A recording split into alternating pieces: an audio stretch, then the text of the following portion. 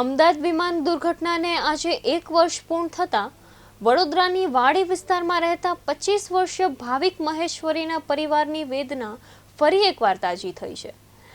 લંડનમાં નોકરી માટે નવા સપનાઓ લઈને નીકળેલા ભાવિકનું આ દુર્ઘટનામાં કરુણ મોત નીપજ્યું હતું। 1 વર્ષ બાદ પરિવાર આ આઘાતમાંથી બહાર આવી શક્યો નથી। ભાવિકના માતા પિતાએ ભાવુક બની જણાવ્યું કે આજે પણ તેમને એવું લાગે છે કે ભાવિક તેમને બોલાવી રહ્યો છે। રાત્રે ઊંઘ આવતી નથી અને સમગ્ર પરિવાર વિખરાઈ ગયો છે। પરિવારનું કહેવું છે કે ભાવિકના ધૂમધામથી લગ્ન કરાવવાના અનેક સપનાઓ હતા, પરંતુ હવે તે માત્ર સપનાઓ બનીને રહી ગયા છે।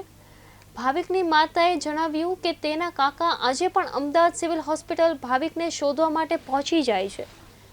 પરિવારજનોએ સરકાર પાસે વિમાન દુર્ઘટનાના બ્લેક બોક્સનો રિપોર્ટ જાહેર કરી જવાબદારી સામે કડક કાર્યવાહી કરવાની માંગ કરી છે।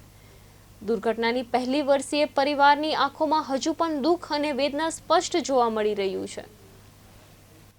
આની શાદીની તારીખ નક્કી કરી હતી અમે, આ બધું સપના એના, પણ એને પાછું અહીંયા જ આવવાનું હતું। 2028માં સેટ અહીંયા જ થવાનું હતું। ખાલી કે હવે લગ્ન કરીને પહેલાં થોડી છોકરીને 2 વર્ષ જેવું ફરાઈને આવું, પછી અહીંયા આવીને હું 2028માં અહીંયા આવીને સેટ થઈ જઈશ। બધું સપના થઈ રહી ગયા છે હવે અમારા। શું સરકાર પાસે શું અપેક્ષા રાખશો? નથી હવે હું તો કંઈ એટલી બધી સમજતી નહીં, બસ હું આટલું જ કહેવા માંગીશ કે ભાઈ જે થઈ ગયું તો હવે થઈ ગયું છે, હવે અમને ઇન્સાફ જોઈએ, બીજું કંઈ નહીં જોઈએ। મારું નામ કવિતા મહેશ્વરી। અમારે તો જે બી સરકાર, હવે સરકારની સામે શું કહીએ, સરકારને ખાલી એટલું જ અમે કહીશું કે હવે 12 મહિના થયા, હવે તમે એનો કંઈ બી નિર્ણય લાવો। તમે બધું કે 12 મહિનાની અંદર અમે તમને જે હશે એ કારણ જણાવીશું, બ્લેક બોક્સમાંથી શું શું મળ્યું છે।